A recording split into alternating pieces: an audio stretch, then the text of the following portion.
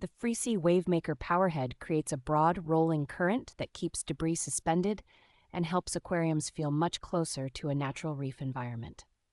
Its twin outlet design delivers strong water movement for medium to large aquariums while drawing modest power, so you get serious circulation without a big hit to energy use. The motor runs quietly, and the magnetic mounting base holds firmly to the glass, so the pump stays put and does not add distracting noise to your tank.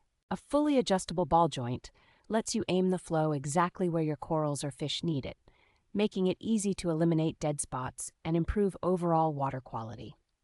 Protective intake slots are fine enough to keep small fish and invertebrates from being pulled in, which is reassuring in community and reef setups.